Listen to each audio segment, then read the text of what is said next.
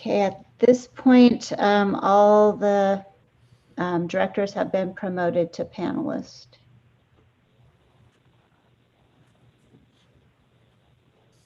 Great, thank you. Then if we have a quorum, let's get the meeting started and start with calling the roll. Chair Saltzman, Here. Director Saylor, Here. Director Allard, Here. Director Allen, Here. Director Duffy, Here. Director Frericks, Here. Director Holmes, Director Howell, Director Lee, Director McPartland, Here. Director Miller, Here. Director O'Neill, Here. Director Perales, Here. Director Price, Director Rayburn, Here. Director Sparing. Yes. Here. Thank you. And Director Rowlett.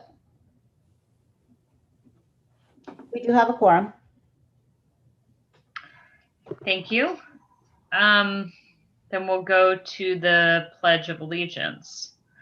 Director Frericks, would you like to lead us in the pledge? Yes, please follow after me. I pledge allegiance to the flag the United States of of the America, United States of America, the Republic, and for to which the republic for which it stands, one One nation, One nation, under God, under God, indivisible, indivisible, with liberty with and liberty and justice for all. Thank you. So we'll now go to the report of the chair. So just a reminder that this is a virtual meeting and we're going to go as we have been at the previous meetings. The meeting is being live streamed and can be watched at capitolcorridor.org/ccjpa board. And the presentation materials can be downloaded there as well. Just a reminder to board and staff to please mute your microphones whenever you're not speaking to avoid background noise. And for public participants who are here with us today, your microphones are automatically muted. And if you wish to speak on an agenda item, please dial *9 to virtually raise your hand when public comment is announced. When it's your turn to speak, you may need to dial *6 to accept the unmute request. If you wish to make a general public comment on a subject not on the agenda, you'll have time to do so under item 7. But if you have a comment on an item which is on the agenda, we'll take those after the staff presentation and prior to board discussion. Comments that have been received by email by 2 p.m. on Tuesday, November 17th have been sent to the board and will be included as a permanent part of the meeting record. Comments received after that time will be provided to the board following the meeting. Board members, in order to reduce confusion throughout the meeting when it is time for director's remarks, I'll call for board member comments. And you can either raise your hand in the Zoom application. And if I'm able to see you, you can just physically raise your hand, but sometimes a presentation is up and I can't. So if you can do it through Zoom, that's better. And if you're participating via telephone audio, you dial *9 to raise your hand. And as always, please try to keep your comments concise. So I'd like to thank the 2 CCJPA directors who won't be joining us next year. Many thanks to Director Teresa O'Neill, representing the Santa Clara Transportation Agency, who has served on the CCJPA board for 4 years. And thank you also to Director John Allard, representing Placer County Transportation Planning Agency. We thank you both for your dedicated service for helping improve the Capitol Corridor.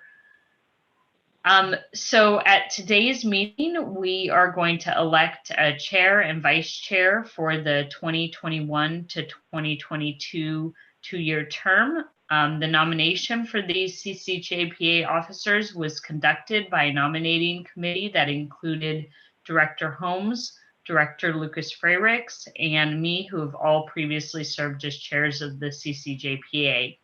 The terms of the next chair and vice chair will be effective at the February 2021 CCJPA board meeting. And then one more thing to report is something I'm bringing up anew today.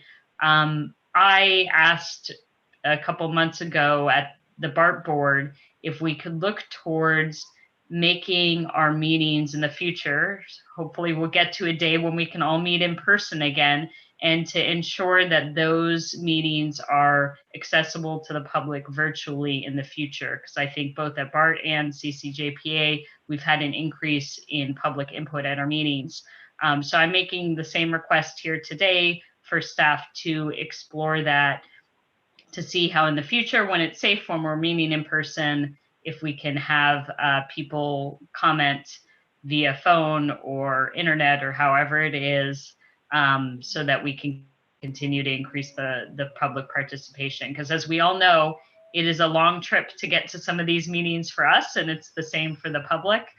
So we want to keep them engaged. So that includes my chair's report. And now I think we will move to the election of the chair and the vice chair. And I don't have a script for this, so I think I just need to open the nominations, or should I just report on the nomination from the committee? Yeah, that's correct. Just report on the nominations from the committee. Okay.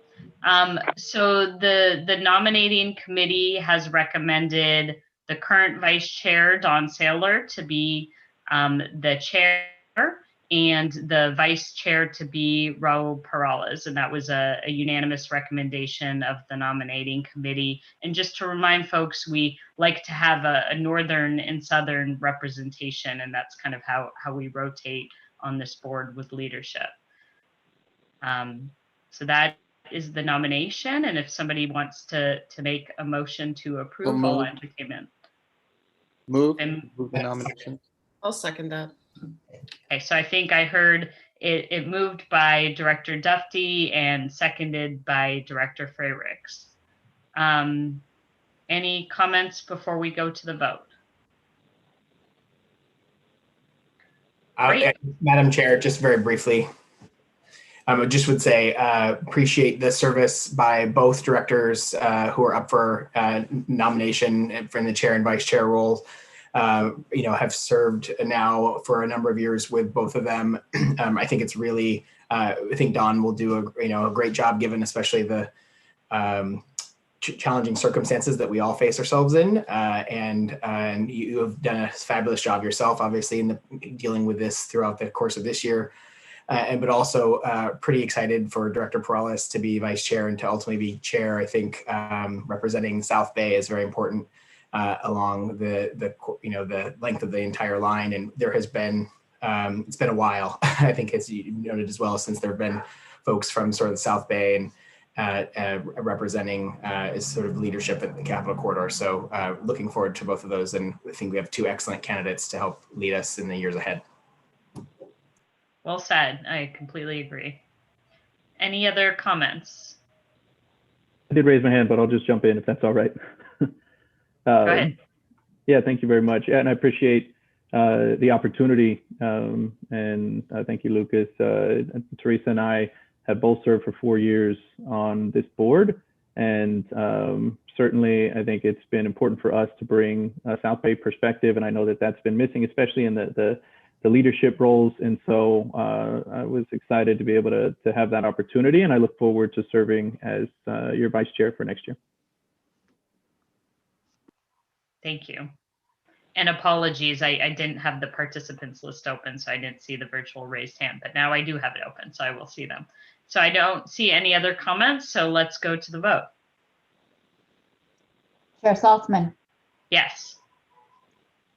Director Saylor, Yes. Director Allard, Yes. Director Allen, Yes. Director Dufty, Yes. Director Freyricks, Aye. Director Lee, Yes. Director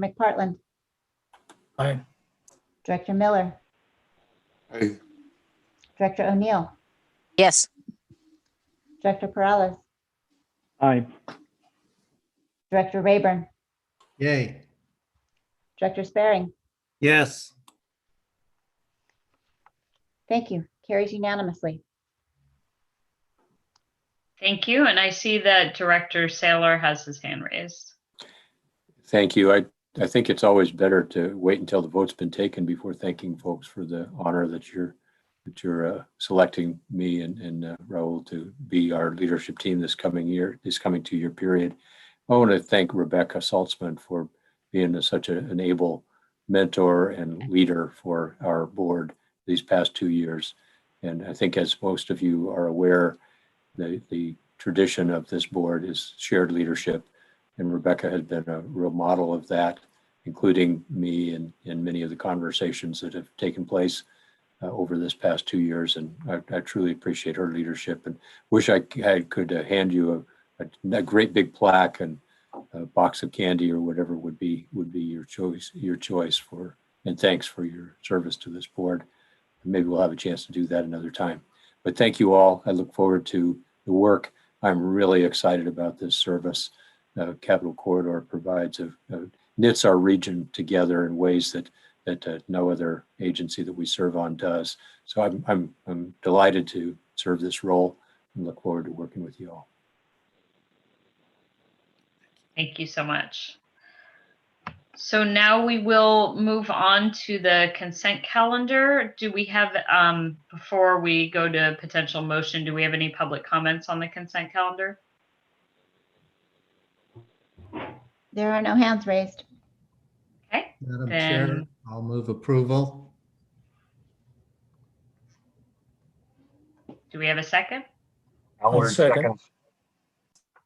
Okay, I heard Director Rayburn moving and Director McPartland seconding.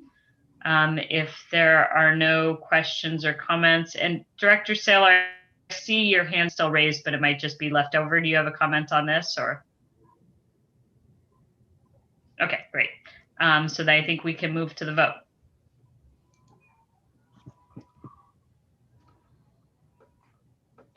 Director Saltzman, Yes. Director Saylor, Yes. Director Allard, Yes. Director Allen, Yes. Director Duffy, Yes. Director Frericks. Did you say Spearing? Not yet, but I can take your vote. Director Frericks, Director Lee, Yes. Director McPartland, Yes. Director Miller, Aye. Director O'Neill, Yes. Director Perales, Aye. Director Rayburn, Yay. Director Sparing. Yes. Thank you. Carries unanimously. And I apologize. I will also add an aye if it didn't get captured there. I was dealing with a barking dog due to a package delivery. My apologies. No Thank problem. you. Okay, so we will move on. We are going to take items 5, 1, 2, and 3 together because they are all related. So we will first hear the staff presentations on all of those. Then we will take public comments on all of those items, and then we will take board comments. Thank you. And this is, you can't see my mouse, so this is Rob Padgett, the Managing Director, and I will start this off. As Director Saltzman mentioned, the first 3 agenda items are all related. So we will first provide you with an update on the impact of COVID-19 on our business and operations and describe how we are modifying the business plan that was approved back in February in response to those changes. So that's the first item. This change is also reflected in the state's approval of funds for the first 4 months of the fiscal year, which is item 2, and in our Amtrak operating agreement extension, which is item 3. Our goal through all of these actions is to maintain the fiscal stability of Capital Corridor while providing transportation to those who continue to rely on our service for travel during the pandemic. Reductions in service are intended to be temporary in nature with the goal to return to full service when the health and financial conditions allow.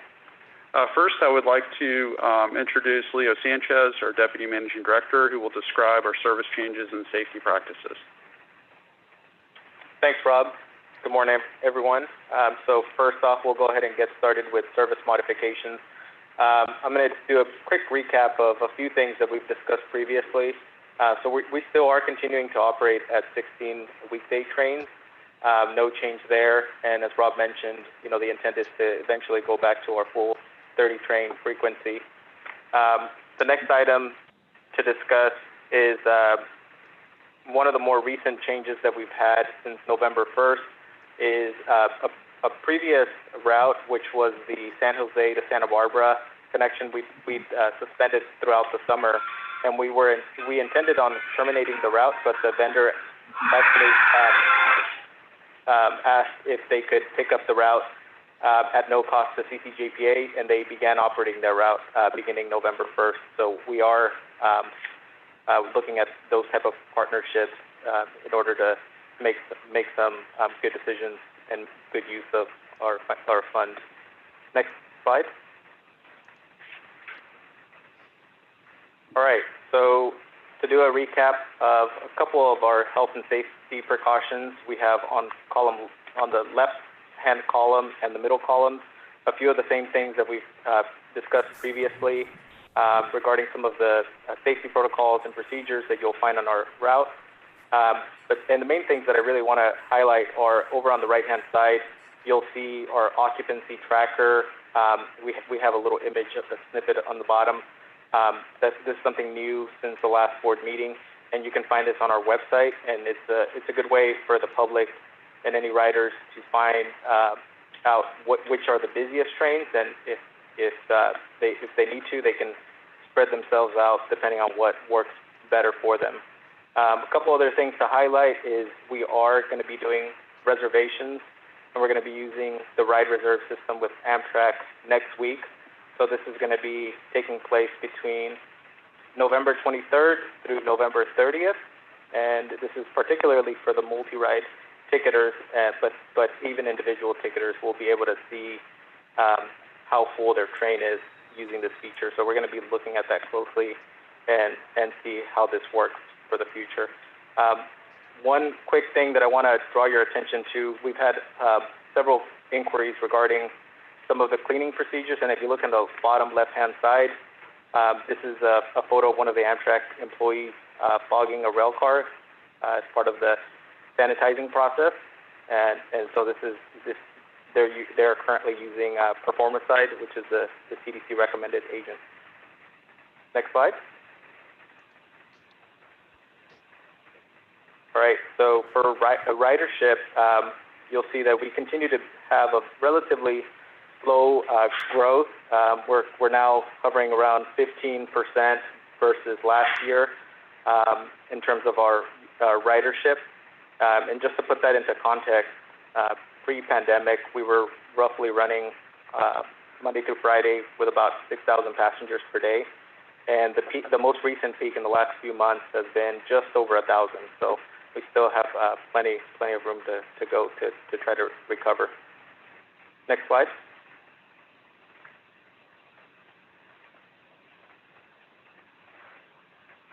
This is a slide that we covered before, I believe, but just to do a recap, we are now running with 4-car consists, and this is in an effort to try to minimize the amount of leased equipment that we have from Amtrak.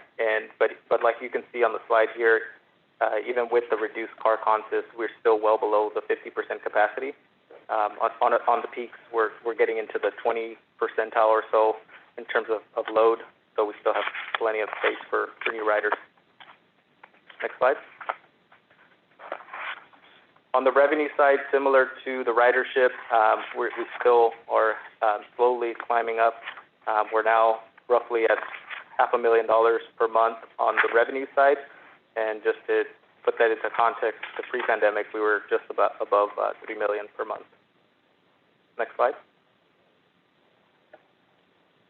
So going over a few of the highlights regarding the service performance for the close of FY20, our ridership closed out just under 900,000 passengers, which is roughly 50% of our plan.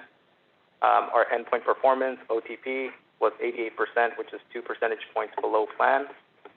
And then the system operating ratio was about 34%, which is far below our business plan of 52%. Next slide. I'm going to go ahead and hand this back over to Rob. And this slide you have seen before, and this is the left column is our typical process of approval, and the right column is the approach we've taken in the current year, given all the changes resulting from the pandemic. If you look at the last line here, you will see that our 3 actions that we're taking today, which are the business plan that we will document our changes.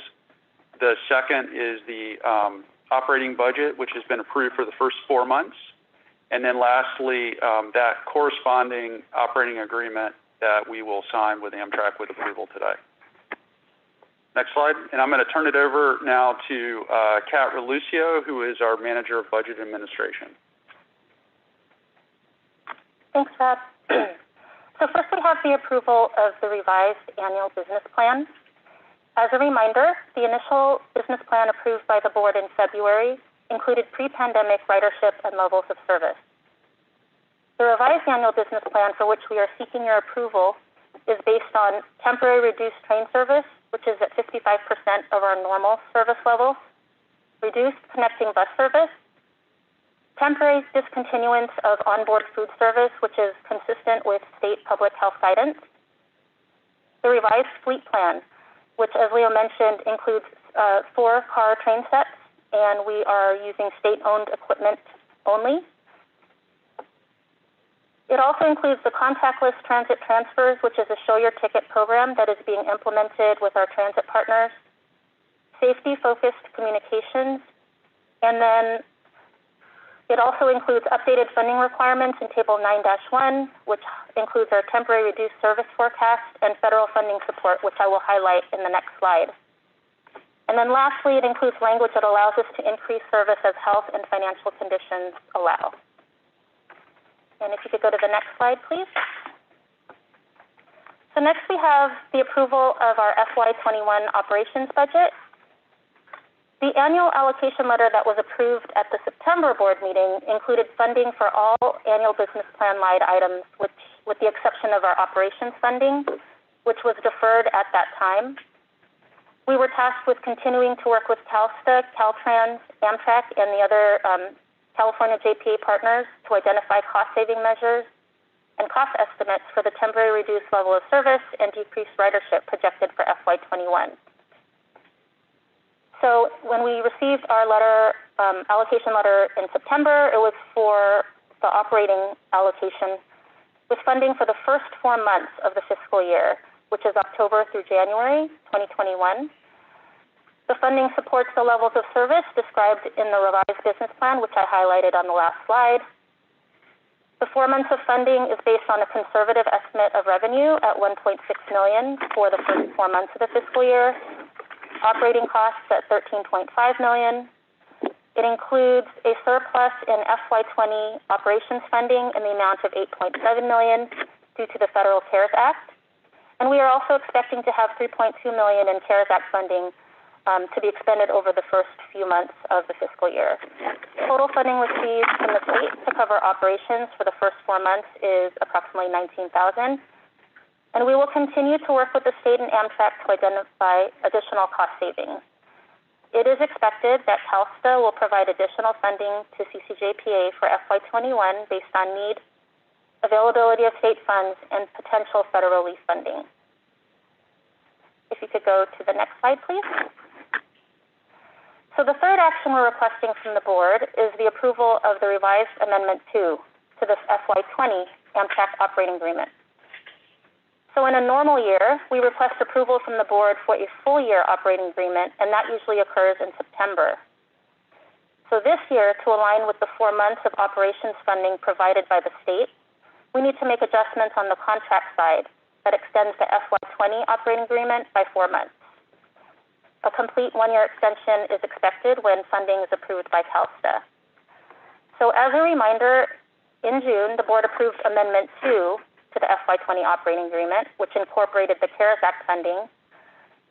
At this meeting today, we are asking the board to approve a revision to Amendment 2, which will allow us to extend the FY20 operating agreement by 4 months and incorporate the remaining CARES Act funding available to CCJPA for FY21. And I think with that, we can go to public comment. Yeah, that concludes our presentation. Thank you. I see we have at least one member of the public who wants to speak, so let's go to public comment.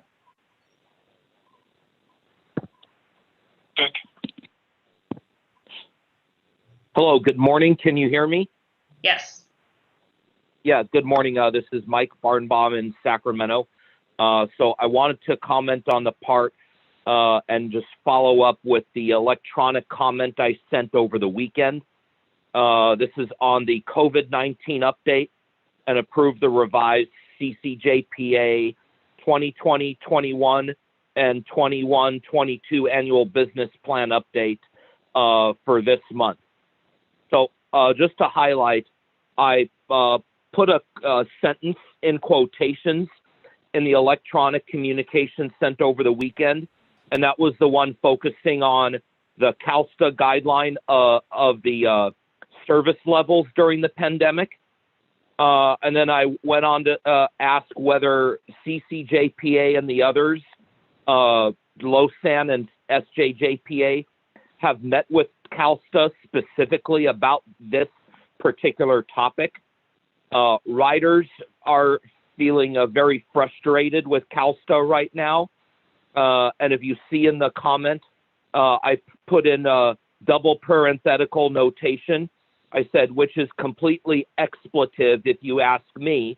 And we need to see both slowly and gradually increase to the percentage back to 100%. And I felt that for the holiday season, we should be at least at 75% right now. And then I finished off my electronic comment just to highlight what Sacramento Regional Transit District did back on March 23rd, running the Sunday Plus schedule. Gradually went to a Saturday schedule during the week in the middle of June, and went back to full schedules at the very end of August. So weekday local bus service and commuter service in Sacramento is at full levels right now because it helps promote social distancing and spreads out ridership for the trips provided. So I don't know if you've had a chance to look at this, and I hope you did, but I would conclude and just say I would reluctantly recommend approval of these items before you. And I think at the next meeting, let's see if there's a progress report back from the staff level.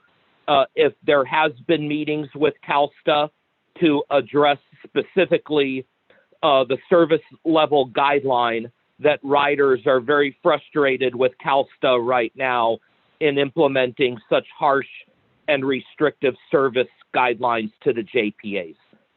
Thank you, and I'll go back on mute at this moment. Thank you. Do we have any other comments on items 1, 2, and 3? There are no more hands raised. Thank you. Then we will go to the directors. Any comments or questions? Director Holmes? I just want to let you know that I finally got into the meeting, so sorry I'm late, and congratulations to Director Saylor for being the chair. Thank you. Director Lee and then Director Rayburn. Thanks, Chair Saltzman. Just a quick question. I saw that, of course, we are aware of the reduced rail service numbers, but can you talk a little bit about the reduced bus service numbers? Because I know that some of that is providing critical service for folks.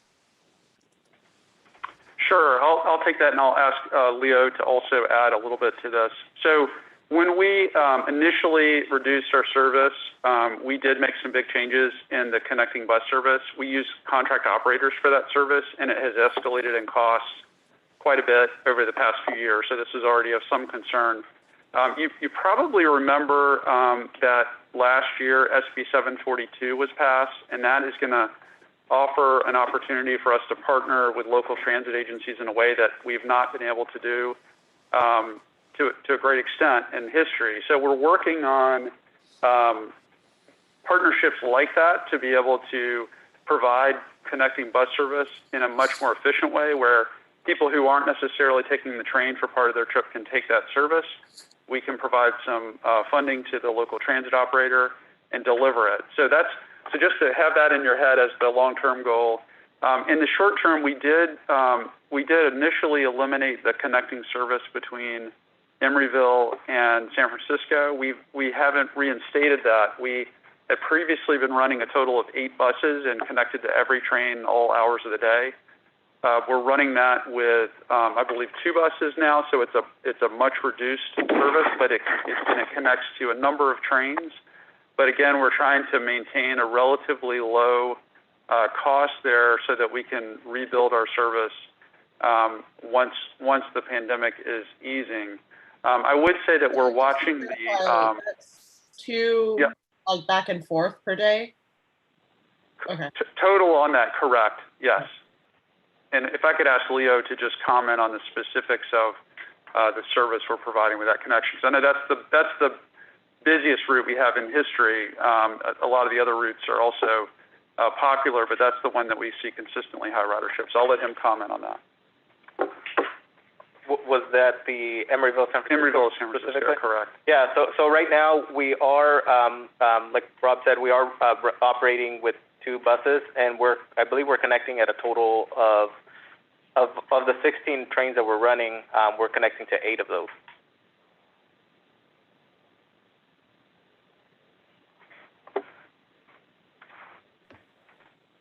And so primarily it is on the peak service.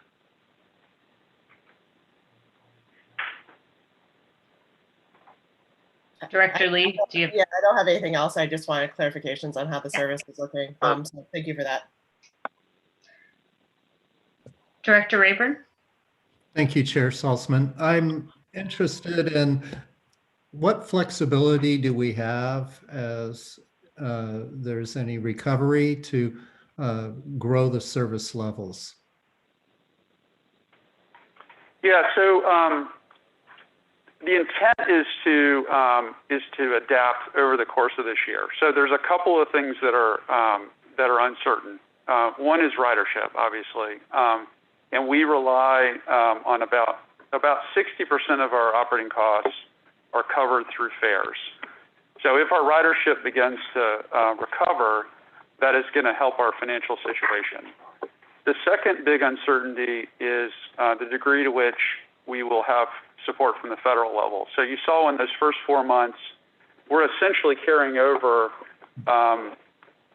significant, more than $11 million in funds that are from the CARES Act, effectively from the CARES Act, and that's really helping us out early in the year. And so what CalSTA is working with us to do is to make sure that all 3 of the JPAs continue to operate through the course of this fiscal year while we work on building ridership and we look to the federal government for additional support.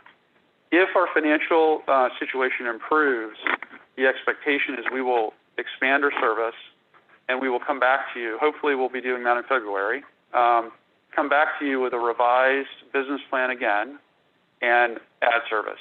That's what our goal is. The one limiting factor is equipment. So in this change, as we've worked to reduce our overall costs in the state, we have reduced the amount of fleet that we have in service. So right now we're operating a total of 28 cars. Before the pandemic, we were operating 44 cars, and we've shipped 3 of our cars down to Southern California, and we've released some of our Amtrak leased equipment so that we can reduce our equipment costs. We are also in the state beginning to see the delivery of some of the Siemens single-level equipment out to the San Joaquin Valley. As that happens, we will be able to shift some of the equipment to ourselves and to Southern California. So Our goal is to be able to do that quickly so that as the service can be added back, we're able to do that. And I'm happy to clarify additional issues if you have other questions. I appreciate your answers, particularly about the car availability. What I'm interested in is if we see that the crowding on the trains is not allowing social distancing, that's where I'm interested to know what our options are. Yeah, that's a good question, and we're carefully monitoring that. So I think it's a couple of things. If you remember that slide where we showed the ridership by train, we're fortunate that it's actually quite spread out now. So we don't see, even compared to our normal operations, we don't see the real peaks that we once have seen. So we've got a lot of room to grow here. If we start to see crowding, one of the things that we could do is we could require reservations on our service. So this would be for both multi-ride and monthly passes, as well as just individuals purchasing. And if we have to, we can execute that. One of the reasons why we're trying this over the Thanksgiving holidays is we want to see how it works, because our passengers are used to being able to get on any train. And we obviously don't want to implement that because it's a more complicated structure. But if we have to, we'll do it. And then we also do have an ability to add a little bit more equipment. So we might target one of our more crowded routes with a 5-car consist instead of a 4-car consist. So we're going to watch it very, very carefully and be ready to grow as we need to. Thank you. Any other comments or questions from directors? I'll move approval. Miller seconds. Okay, we have a motion and a second, and just before we go to the vote, just wanted to thank staff for all your work on this. I mean, to have to kind of revise service and budget all throughout the year and be ready to add trains or take away trains, I know it's challenging, so thank you. I think you've done a really great job, and thank you, Director Rayburn, for your questions, because I think that answers a lot of the public concern about how we're going to be ready to ramp up when it's time to do so. So glad there's a plan for that. So if there are no further comments, let's go to the vote. And this is for all, just confirming the motion, this is for all 3 items, correct, Director Rayburn?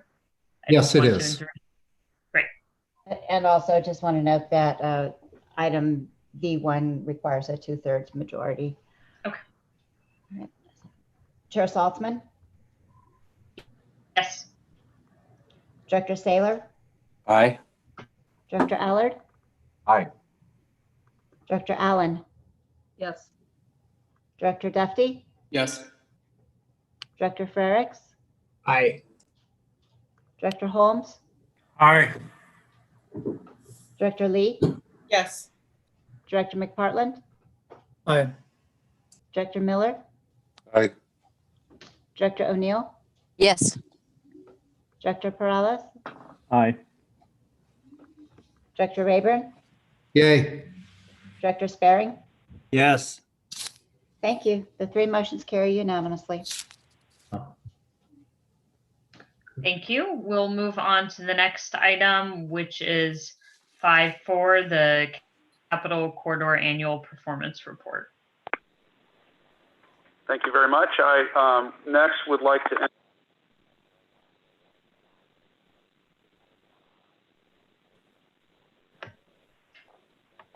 Rob, I think you've been muted. Okay. So I'll start over in case I didn't get through it. So I want to introduce Priscilla Colugden, who is our communications officer, and she will go through the slides for this item. You will see that we are embracing paperless communication, and she'll talk about all the advantages of that. You also hear how we are doing our best in an unusual year to share our experience over the past year. So with that, I'll turn it over to Priscilla. Thank you, Rob. Good morning, everyone. This is our item V4, which is for our FY20 annual performance report. Next slide, please. As you know, 2020 is a year like no other, so we have decided to shift to an all digital version for the performance report this year, using a variety of different clips and graphics on a microsite that will be produced just to showcase the annual performance report this year. And we felt that this would really better illustrate the story of our FY20 performance this year, both before and during the COVID service changes that we've had to enact. This also will allow us to do a lot more shareable content that can be shared across different types of media and platforms, such as Twitter and Facebook, etc. I think that also leveraging this new format, it will help increase the viewer engagement and also pique people's interest a little bit more and allow us to share it more widely with people. And I think that this format will allow us to reduce our paper usage and transition almost completely away from the booklet that we used to produce every year to a downloadable PDF. It will be available as a downloadable PDF, as well as the microsite will be up. Next slide, please. The annual performance report, as always, will include our overall summary performance charts, our 22-year performance. I'll also focus on the ridership, which is the big story of the year, and of course, ridership revenue, fare box ratio, OTP, and our overall customer satisfaction as well. But that will only include charts through February because we stopped doing a lot of the surveys at that time because of lower ridership and not having a good enough pool of users. Next slide, please. Okay. And of course, the big story of the year is COVID-19 and our response to that. So we'll take this time to show different things that we have done to address it and outline our service modifications, some of the CARES Act support that we received, what protocols for safety and health that we have put in place and how we communicated that to our passengers. We'll also show our return to service survey results where we asked people what their sentiment was, as well as our station access survey that we had done earlier in the year, and our train status communication survey. One of the things that you'll see is not going to be there is information from our onboard surveys, because we did not do those this year due to wanting to make sure that there's no contact with passengers and minimize that for the year as much as possible. We will also include a summary of many of our project updates, which we have exciting news on and good achievements for this year. That concludes my presentation for today. And with that, I'd really like to hear input from the board and seek your approval on this item so that we can move forward with the production of the report.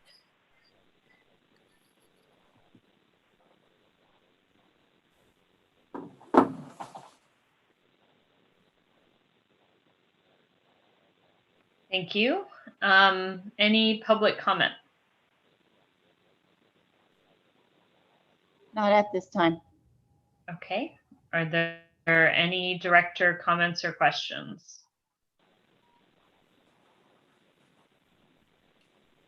Seeing none, do we have a motion?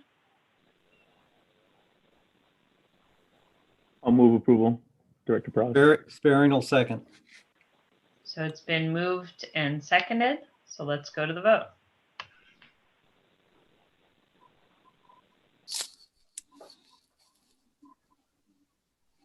Chair Saltzman, Yes. Director Saylor, Aye. Director Allard, Aye.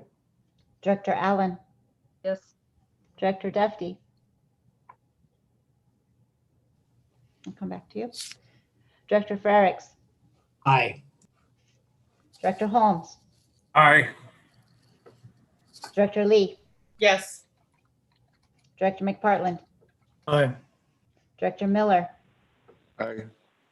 Director O'Neill, Yes. Director Perales, Aye. Director Rayburn, Yay. Director Sparing, Yes. Director Duffy. Yes. Carries unanimously. Thank you. We'll now go to item 5.5, which is legislative matters, federal funding. Thank you. And we do not need to take an action under this item today. I want to highlight a few things on the federal front today. As shown in your packet, the Senate has recently released language on the FY21 appropriations.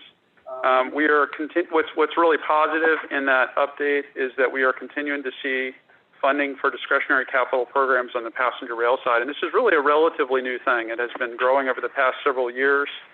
And we believe that Capital Corridor is well positioned to receive support for a number of our expansion projects in the coming years. And we intend to continue to make efforts to seek those funding opportunities. This is particularly relevant to projects like the one we're going to highlight in the upcoming capital projects update. And in addition to the FY21 appropriations, we're continuing to work with the State Amtrak Intercity Passenger Rail Committee, where I'm the chair, and the States for Passenger Rail Coalition, where I'm the treasurer, to provide information to Congress on the need for additional relief funding on the operating side of our business. Agencies like ours, as you're aware, recover a high percentage of our operating costs through passenger fares, and we've been hard hit by the loss in ridership. And we're not alone. We work closely with our state partners across the country, and we've had great interaction with Congress, and they certainly understand it. In the HEROES Act on the House side, we did see passenger rail included in that, so we're very optimistic that at some point we will see some relief on the passenger rail side. I think we're tied to the transit industry in many ways on that, so we're hopeful that as we move forward, we will see some additional support. So with that, I'll be happy to take any questions. Thank you. First, do we have any public comment? There are no hands raised. Okay, thank you. Then we'll go to directors. Any comments or questions?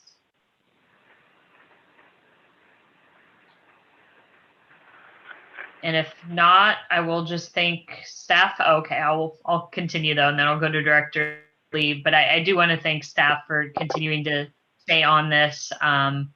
We still have a lot of work to do to get the funding that we need. So please continue to keep us updated and let us know how we can engage. So Director Lee?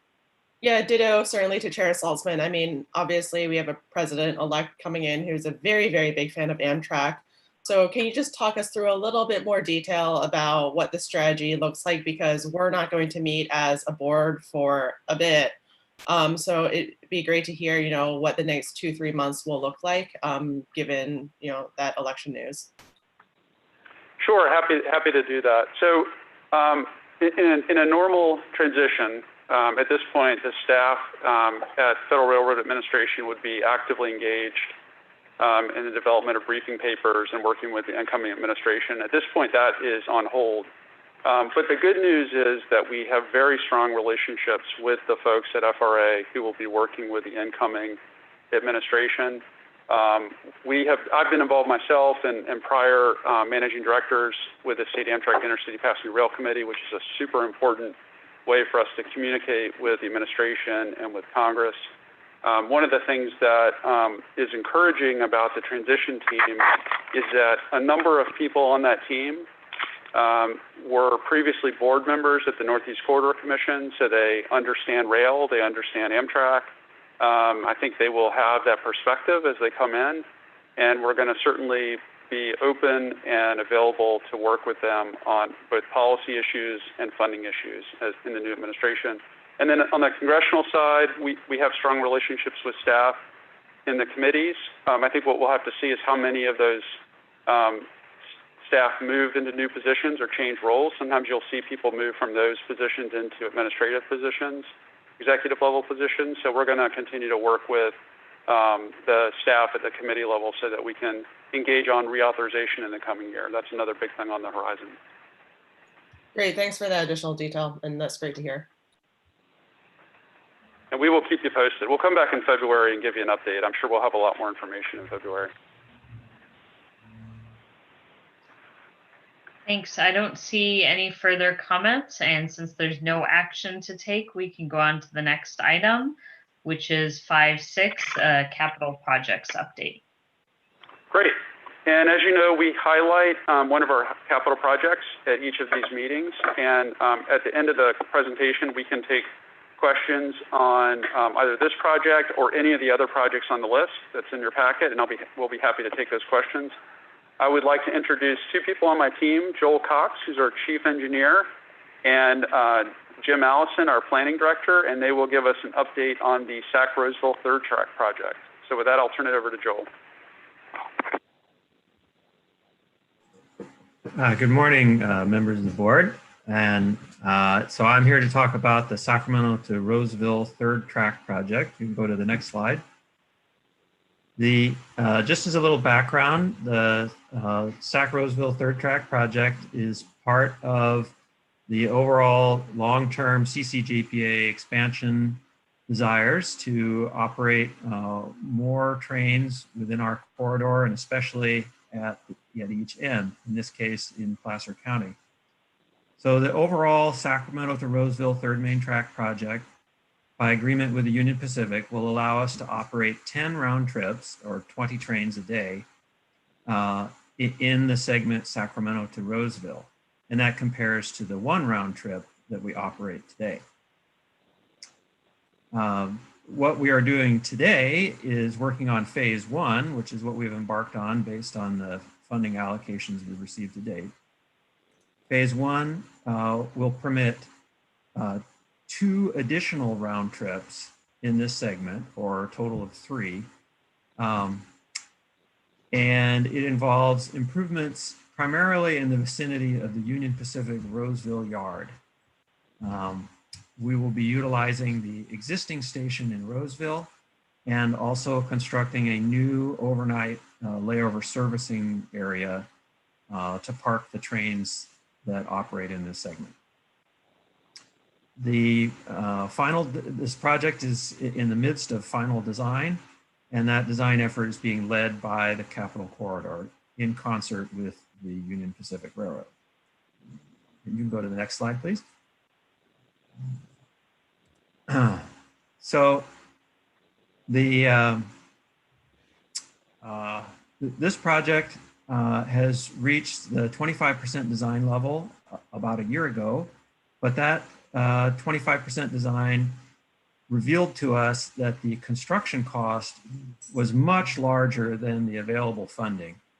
And so we have worked over the last year to negotiate with the Union Pacific for a reduced scope of work, to rescope the project, while nevertheless maintaining the same benefits to the Capital Corridor. In other words, still gaining us those 2 additional round trips, but finding ways to cut back on the work required so that we could better afford it. And this has resulted in a revised 25% design of the project, which was submitted to the Union Pacific in October, and a revised 25% construction cost estimate, which you can see a summary of that here on this slide. The estimated total cost looking forward would be $143 million, and that includes the construction and project development, as well as contingency and cost escalation to the year of construction. So this is a greatly improved financial outlook. However, it is still short. The construction funding that's available today is $75 million, so that leaves us with an expected funding gap of $68 million. The reasons for this funding gap is, in terms of the design, is primarily related to items like utility relocations, including a significant petroleum pipeline that will require relocation as part of this project. The extensive site grading and drainage improvements, complexities of grade crossings and railroad signaling, and also construction cost escalation since the time of allocation. So we're still working with the Union Pacific in an effort to close this funding gap. We have some open items that are subject to discussion now that we're working on with them, where we think we might be able to reduce this gap as much as 10 million. However, we don't have answers from the Union Pacific on whether they will accept those changes or not. So we're still negotiating with them. So for a further overlook of the future funding of this project, I'll turn it over to Jim Allison. Hi there. Thank you. Good to see you, board members. If we can go to the next slide. And I'm going to run through some of the gap closure opportunities we have. Sorry, it's a little pause between things, at least on my, okay, now it's coming through. So the goal here is to see if we can cover the $68 million gap. The table that's before you was vetted with PCTPA staff and CalSTA staff. We've all interacted together to look at possible fund sources. So this is a kind of a range of low to high expectations that we might have depending on the fund source. So to carry on from what Joel indicated, the first thing we would do is pursue some of the design modifications, and Joel talked about the ability that we might be able to reduce the project's scope in a way that we could reduce $10 million of cost. There is a known way to reduce $5 million of cost and leave some of the layover build out to the later phase. So we would incur $5 million, or we can, if we got all the funding and that we needed, we could build out the entire situation. So there are some potential cost savings to the project to be understood still. So with that in the background, we did look at these different state and federal funding sources. So I'm going to go through a few of them. Some of them will be familiar, such as the State Railroad Assistance. That's funds that Capital Corridor has. The interesting ones that I want to talk about here, I will highlight. That is the Congested Corridor Funds. That's an SB1 funding source. If you didn't see the news, the Placer-Sacramento Gateway plan for congested corridors was approved by the CTC the other day. We would apply for, and we are in that plan, but we are a future year for that plan.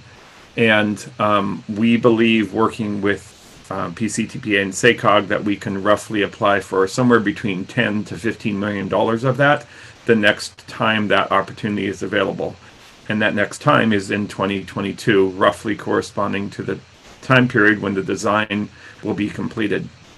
So that is a very promising looking funding source for closing this gap, and it has the broad support of regional participants, SACOG and PCTPA, to be blunt about that. The next fund source is the Interregional and Regional Transportation Improvement Program. Based on discussions we've had with CalSTA, they view the program is that a little bit of RTIP dollars could leverage a larger, much larger state commitment in the ITIP program. So that is another source that has a broad range of applicabilities, but with some regional commitment to funds, we believe that we could leverage significant intercity funds that are dedicated to the state intercity rail program. So there is a great opportunity to cover a gap in that location. The last fund is a little more complicated, so I'm not going to go into that, but that would have to involve additional freight improvements. Moving into federal funding, to carry on what Rob was talking about, there's definitely two sources, but there's many sources under the federal infrastructure funding that you see there that could emerge over time.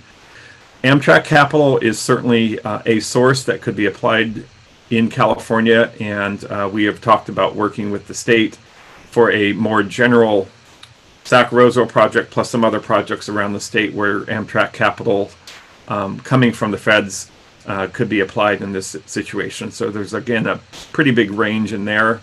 But then finally, as Rob alluded to, the federal infrastructure funding, there's going to obviously be a new administration, some priorities that seem to align with rail.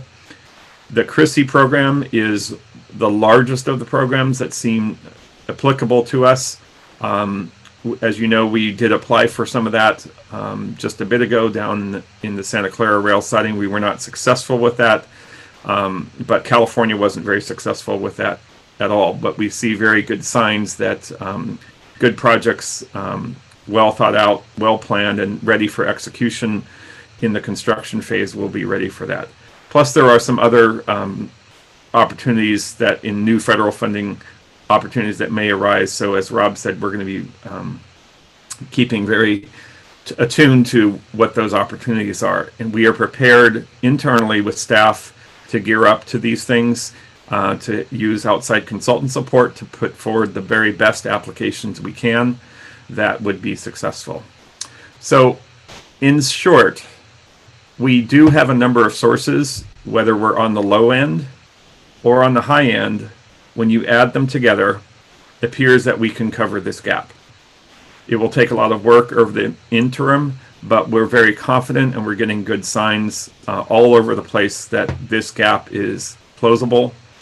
And the timing of closing this gap would mean that we would be working in FY21, FY22 to assemble the funds so that we're ready to move into construction in fiscal year 23 or at least late in 2022. So that is the outlook on the funding, and I'm prepared to, if you have any questions, or Rob and I or Joel could answer hopefully any questions you may have. Thanks. Yeah, thanks to Jim and Joel. And I wanted to add a little bit of commentary on the financial side. So the last round of distributed, the selection, the program's pretty broad in terms of what it can cover on the rail side. The selection over the last couple of years has emphasized rural short-line freight railroad projects. And, you know, I would be willing to guess that Congress's intent was not to focus on that.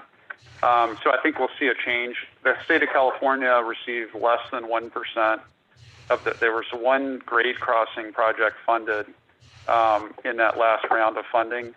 So I would very much expect that we will see opportunities there because we do have matching funds available and we have a really strong project here. This is the kind of project that that program and others at the federal level are intending to fund. So as Jim said, I think there's a lot of opportunity ahead of us. And we've not done that at Capitol Corridor. We've not focused on federal funding, and we have a vision plan with a lot of expansion in it. And this is a real opportunity for us to start focusing on some of that federal funding to match the great support we have at the state level. So with that, I'll take any questions on this project or any of the other capital projects. Thank you. First, we'll go to public comment.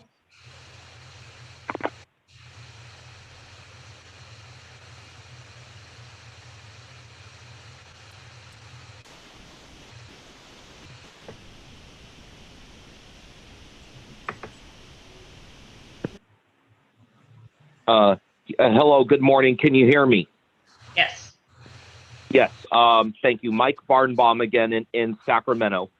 So, yes, I have a question on the presentation at hand, and I'm going to try and do my best if I were a sitting director from Placer County. To the presenters, Joel, Jim, and Rob, and to the board. So, based on your presentation, can you give somewhat between a pessimistic to an optimistic timeline for folks to pass on to the riders when you can see at minimum the 2 additional round trips to be added into the schedule up to the Roseville station? Like you said in the presentation, there's only the one today, plus you have the one on the California Zephyr, but currently that's only 3 days a week. Thank you.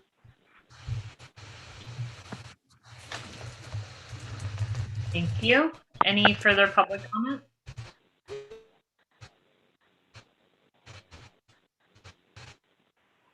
No additional hands. Okay, then we'll go to director comments and questions. Director Holmes.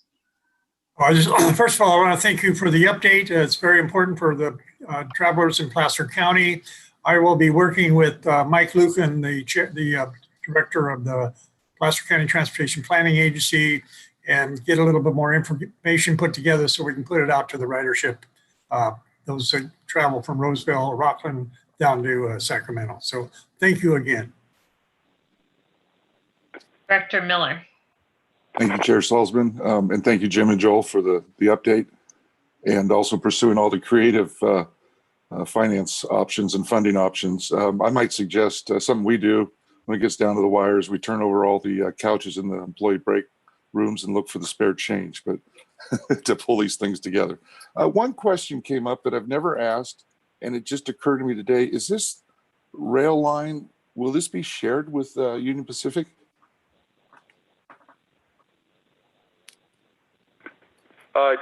I'm going to ask Joel. The answer is yes, in short. And I also wanted to just comment. I failed to mention, it was in my notes that I didn't say. We want to thank Placer County Transportation Agency for being so engaged. We have worked with the team there, and they have been super helpful through this, and we know they will continue to be. So just a word of appreciation to that team. But yes, this will be shared with Union Pacific. Part of what happens in projects like this is we negotiate capital improvements to have the access to additional service. And essentially the idea behind those improvements is it makes the freight railroad whole. So it means that for the freight railroad, they see no impact on their ability to operate with our improvements with the addition of any sort of passenger rail service. And obviously that's a complicated analysis that happens, but that's a big part of what we're doing with Union Pacific. Okay, I don't know, Joel, do you have anything to add to that? No, I'll just say that there have been times when the Union Pacific has looked at this as a separate main track just for passenger trains, but they keep coming back to the idea of a shared corridor. And really with the traffic mix that we are proposing of 6 trains a day, passenger trains, and numerous freight trains, that really it works better for everybody if all tracks are shared for all modes of transport. So we will likely see the best possible operating performance in this segment as a shared route. And how do you see the maintenance, or what's the deal on the maintenance of the track once they're constructed? All the improvements of this outside of the proposed layover maintenance facility that's still being worked out, but all the other improvements will be shared, that are shared with the Union Pacific, will be owned by the Union Pacific and will be maintained by them. Okay, that clears up a lot. Thank you, Joel. Thank you. Any other comments or questions? And just a reminder, you can make comments or questions about other capital projects as well.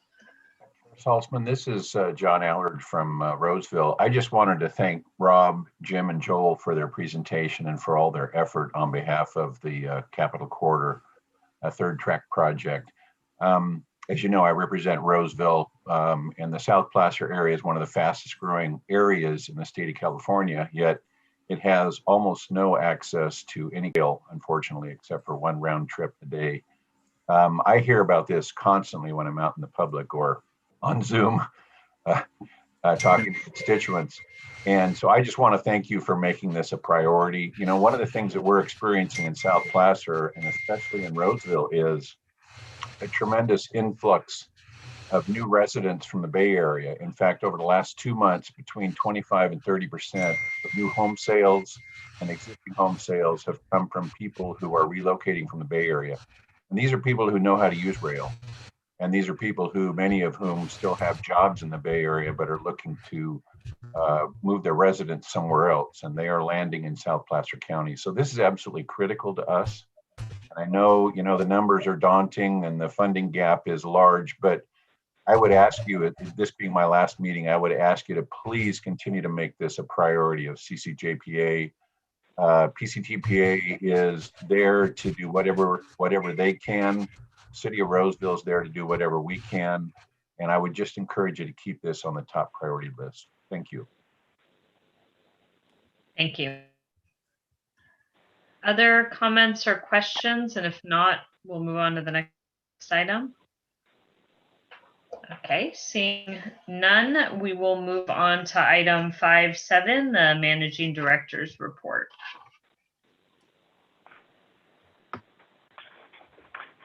Thank you. And we can go on to the next slide. And before I start, I just wanted to extend a word of thanks to my team and to the Secretary's office, Patty Williams and her team, and all those who've supported the meeting. These are, as you know, these are not easy meetings to run, and there's a lot of work that goes on behind the scenes, and it's actually much more stressful than an in-person meeting. So I want to thank everybody who has been engaged in putting this together. And then I also would like to extend a personal thanks to Chair Saltzman and incoming Chair, I guess you're Chair-elect, is that what you are? Chair-elect Saylor. So appreciate all your support through the past year as we're all navigating these interesting waters that we're in. So I will just quickly go through our typical performance update, and we're going to talk about FY21, which is basically since October 1st. So you'll just get a little peek at what's going on this year. Talk about some work we're doing on the right-of-way project, a little bit of an emphasis currently, and related to that, an update on our trespasser fatalities, and then a little bit on our customer comment side. Next slide. So this is an update on where we are for the first month of the fiscal year. So our ridership is actually a little bit ahead of plan. So that's the plan is what's in our budget forecast. The numbers are low though, so I want to set expectations, but we're down 86% from last year. We are conservative in that plan, but we'll have to see how the next few weeks go. On the revenue side, we brought in $500,000 the first month. In a typical month pre-COVID, we were over $3 million a month, so that's a big change. On the on-time performance, we've had a pretty good start to the year. We are above our target of 90%. I don't want to jinx it, so I'll keep moving on that. But so far, we're doing okay, and we hope to keep those numbers up. And then, as Priscilla shared earlier, the customer satisfaction surveys, Amtrak's still doing those. So if you've traveled, you do get the survey in your email, but they're not getting enough of a data sample there to have any reliable data. So as soon as we get up there in numbers, we'll start to get those numbers again. But so far, we don't have anything for the year. Next slide. So this is just a picture of the work that we're doing, and we have really been an innovative partner with Amtrak and Union Pacific in this program. And as you know, we have really struggled with encampments and vegetation and crossing issues in our corridor, fencing issues in our corridor. And we have funded over the past several years a program to try to keep up. And it is a challenge, to say the least. But this will just give you a sense of the magnitude of just a single project and what it looked like before and after. And our goal in all of this is to keep the corridor safe. We want people to understand that although there is not a train every minute, they're going 79 miles an hour. It is not a safe place to be.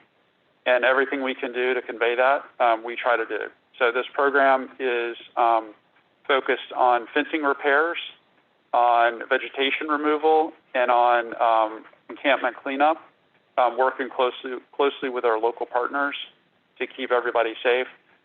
Union Pacific did have some delays in the early months of the pandemic due to some issues with worker safety. They wanted to make sure that they could do that safely.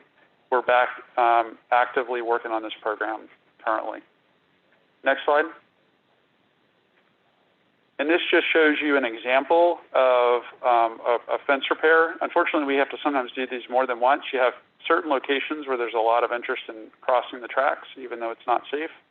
And we have to go out there more than once. And I know I've heard from some of you on the board, and you've reported these. We encourage everybody to do that. So we like eyes on the street, so we encourage that. We encourage our customers to do the same. And we have fewer customers now, so we're getting fewer comments on this, so we're trying to keep our eyes out to look for places where we need to get out there and quickly make a repair so that we don't have kids or others crossing the tracks. Next slide. And this is the reason we do all that. So, we have had a real challenge here, and this is a national challenge. It's a California challenge. California leads the country in issues with trespasser fatalities on railroad rights-of-way. We have actually update this as of 2 days ago. We have had 5 fatalities already in FY21, And so we are going to continue to do everything in our power to keep that from happening. We do not want that number to keep going up. Next slide. And then the last slide here is just a summary of our customer service report. And we've talked about the same trend we've seen in the last couple meetings, but we've really upped our game in allowing our customers to reach out to us, and we have a lot of ways to do that. And also for us to be able to reach back out and answer questions.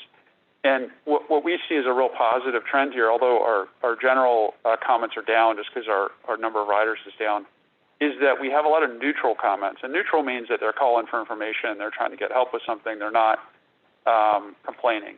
And so what we see here is that we're doing a good job of providing accessible ways for communication from our customers, and we want to encourage our customers to do that. And for those who are listening today, we value your participation. We've done some outreach efforts. We did another one of the quarter conversations a couple weeks ago.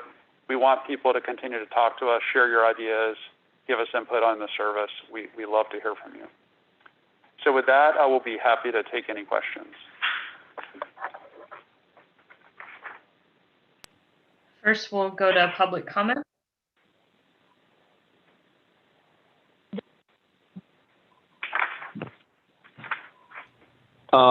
Yes, Chair Saltzman, members of the board.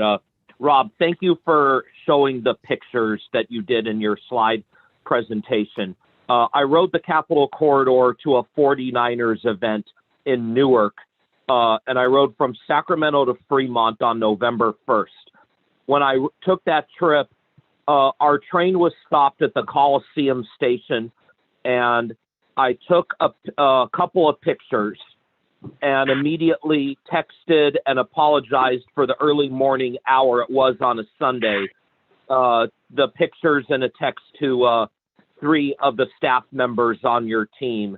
And I did get a response back from Michael, and I want to acknowledge him today in the meeting because the parking lot at the Capitol Corridor Coliseum station was just an awful, filthy mess.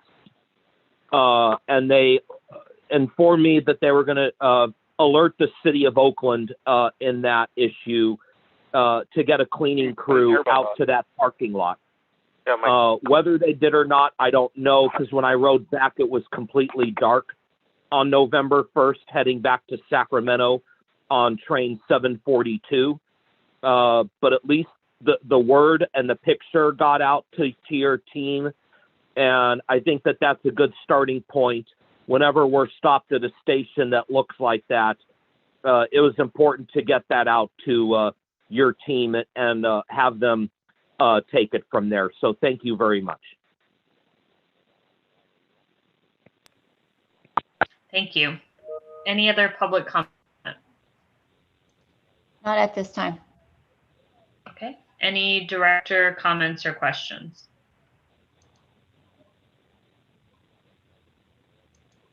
I don't think I see any. So we can go on to item 5.8, work completed. Yeah, we'll be happy to take any questions on anything in item 8 or in item 9. Okay, so let's go to first public comment on items 8 and 9. And that's on work completed and work in progress.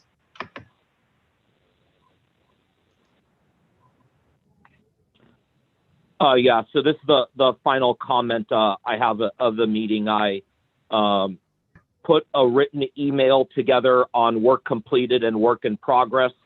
Mostly just wanted to highlight, I had some questions about the possible timetable change coming in the month of December that was written up in the back of the board packet.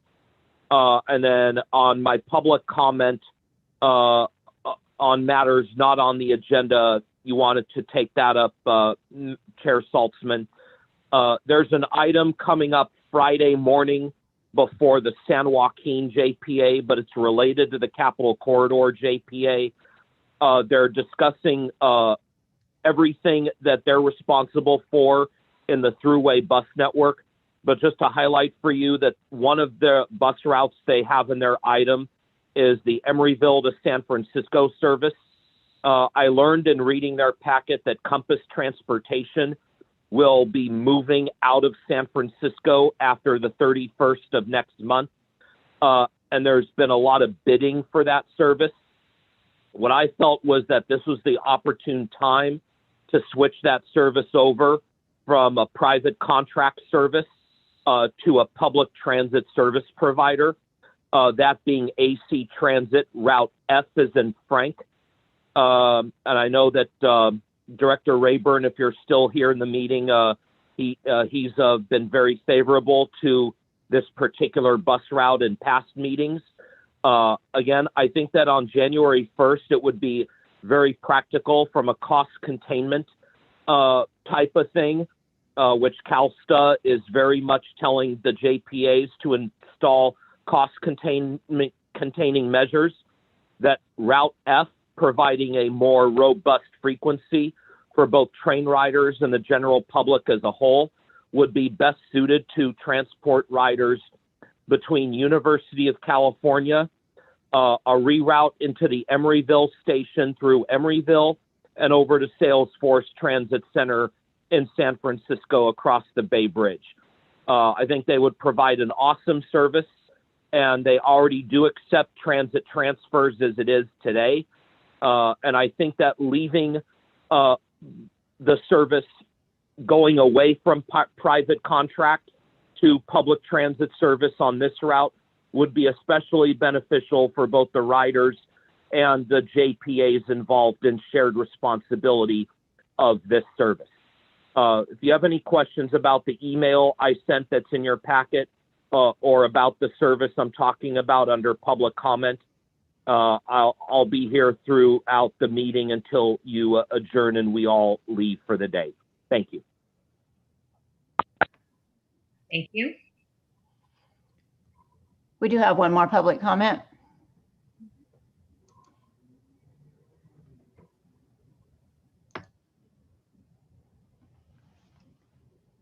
You've been unmuted. Please state your name and make your comment. Hello, this is Derek Sachorn from Oakland, representing Common Ground California. I'm speaking on behalf of Common Ground California regarding Link 21, the regional plan for regional rail. I just wanted to urge support for, as we go about this very long-term capital investment to increase regional rail service and another Transbay tube, that BART and CCJPA staff seriously consider value capture as a way to finance this, to develop the stations around this new investment, and to make sure that we are recapturing the value of land near stations and near existing stations that is going to go up as a result of these capital and operational investments. When BART extended the Warm Springs line to Warm Springs, the land value near the single-family homes around that station could have paid for the extension itself several times over. I don't know if we need to go that far in terms of capturing value, but it certainly should be on the table. And I really urge CCJPA staff and BART staff to consider figuring out what legislation is necessary to make this happen.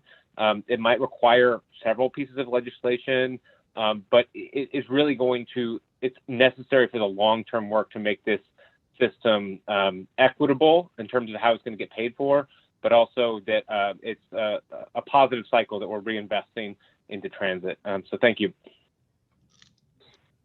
Thank you. I see we have another public comment.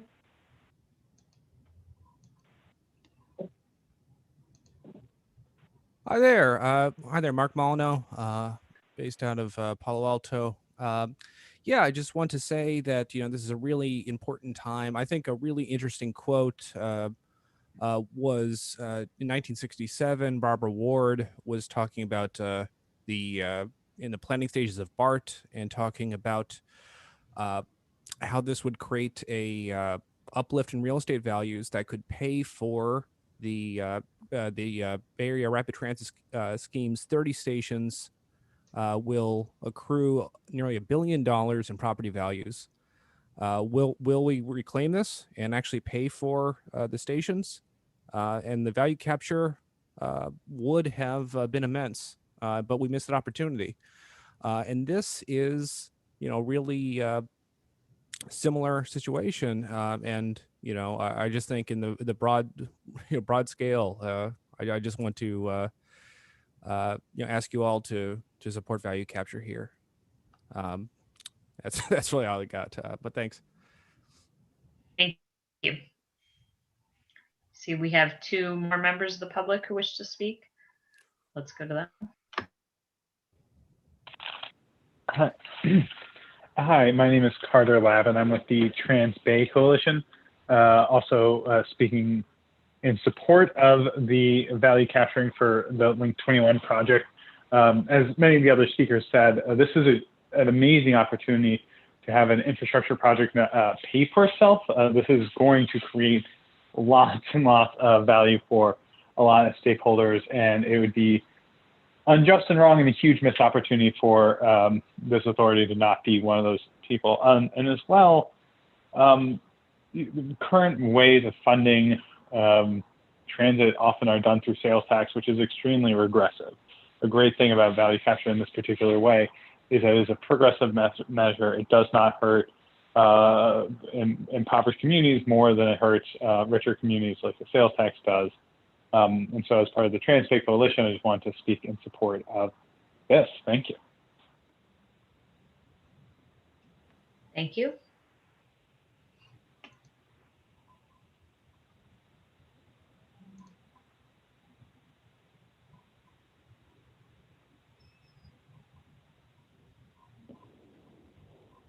Hello, my name is Joshua Hahn. I'm a Bay Area resident and writer of Capital Corridor and BART, and also some of the San Joaquin Valley Amtrak rail services. And I think rail services like these provide really significant value, not just to the riders, but to all residents, businesses, and owners of property near the transit stations. And we know that new rail projects like Link 21 will uplift all the value of land around new and existing rail stations as access and ridership increases. And I think land value capture would be an additional source of stable funding for both capital improvements and operating costs, which will lead to kind of a virtuous cycle in the areas around these rail stations that incentivizes a natural transit-oriented development, increases ridership and economic activity in those areas, that in turn just further increases the value of land, some of which we would recapture again for the purpose of improving the rail services. Other transit agencies around the world know this as a best practice, and Link 21 is going to be critical to our region's future through 2050 and environmental justice. So I think we need all the funding possible. And I believe that capture of land value windfalls would be one of the best tools that we can employ to make it a reality. Thank you. Thank you.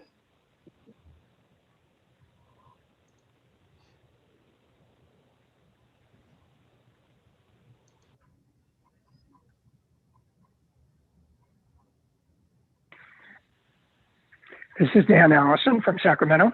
I would like to speak in favor of the Link 21 concept, particularly the one-seat ride between San Francisco, East Bay, and the rest of Capital Corridor system. And I'm glad that regular gauge rail is being included in the project to connect, as well as more BART capacity. So I'm completely in support of that. I also wish to express support for value capture. I'm a frequent rider of Capital Corridor and BART and Caltrain, and I've noticed along the corridors that there is a lot of new housing going in along the tracks, some of which is not even that close to stations. Apparently there's a high value to be gained by just having a view of the tracks, even if you're not that close to the station.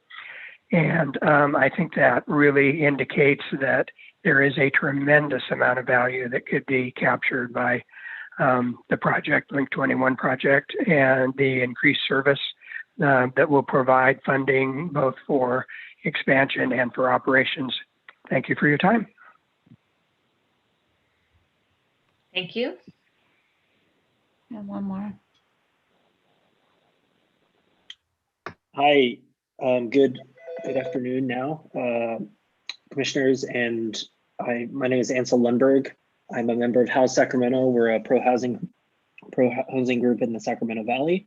And I'm just calling to share the sentiment expressed by many of the previous callers in support of Link 21 and related projects, and the direction for the Capital Corridor JPA and members to support legislation that enables value capture around stations in order to fund the project.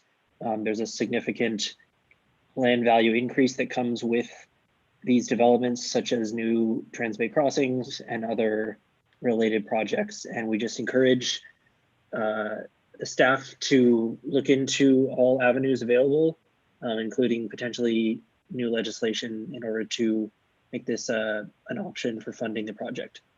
Thank you. Thank you. Looks like we have one more public comment. Yes.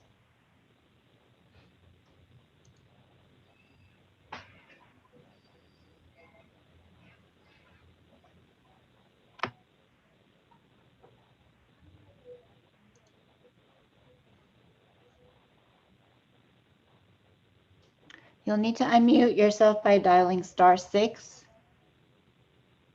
Hi, this is Joe Bolte. Can you hear me? Yes. Great. As I said, my name is Joe Bolte. I live in Davis. I'm a huge supporter of the idea of a second Transbay crossing. I think the Link 21 project is great. I agree with the other commenters about the appropriateness of pursuing land value capture as at least a partial source of funding for this project. I would also say I think the public is ready for some different design concepts. We all know that the big questions around this are what kind of rail goes across the bay? Is it BART gauge or standard gauge? What kind of connectivity happens on each side of the project? So there were some really great values and possibilities in a report to the Capital Corridor Board last meeting. So I just want to encourage staff to take specific ideas about Link 21 to the public, and let's start discussing those ASAP so we can get an actual Transbay crossing in place and funded as soon as we can. Thank you very much. Thank you. It does not look like there's anybody else from the public who wishes to speak. So if not, we will go to directors. And first, I just wanted to thank everybody who commented today. This is an issue I care deeply about, and I asked BART staff to look into the potential for value capture when this came to the BART board several months ago. I fully support that. As the commenter said, there's a lot to be done. But so thank you for raising that issue. And I do know that staff are assessing that, but there is still a long road ahead to figure out how it could be done. So any other director comments or questions? Director Megan.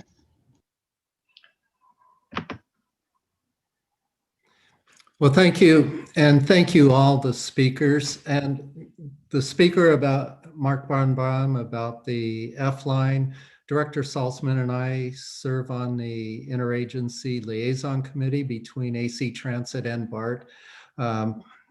I have to tell you that AC Transit's struggling, but we will look into potentially collaborating on getting a service that's shared between AC and CCJPA. I really appreciate hearing the 7 comments heard on the item 9E, Link 21. And I want to share a couple of background notes, and that in 2013, BART sponsored Senate Bill 142. That was brought forward by then Senator Mark DeSagne, now Congressman, and it established the ability of transit agencies to form special benefit tax districts near transit hubs. I urge us, and that's the Capital Corridor, as well as the Bay Area Council Economic Institute that's doing the study right now, to fully consider this mechanism that promises to help achieve 2 of our overarching goals: how to pay for Link 21 and the creation of strong stakeholders as private development partners near these new station sites. So I hope to have the support of other directors in moving forward with a value capture mechanism. It makes tremendous sense for us to embark on this at this stage, at least give it a strong examination. Thank you. Thank you. Any other director comments or questions on work completed and work in progress? Okay, seeing none, we will move on to item 6, which is board director reports. Any reports? I don't see any hands. I do want to say briefly, just thank you to all of you.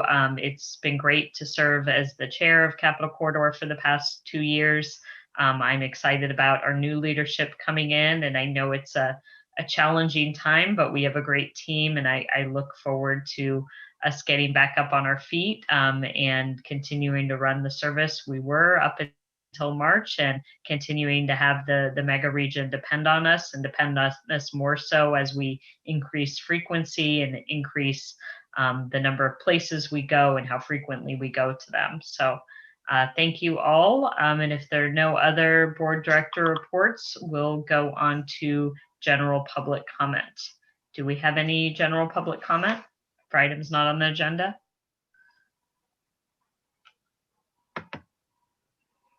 I don't see any hands raised.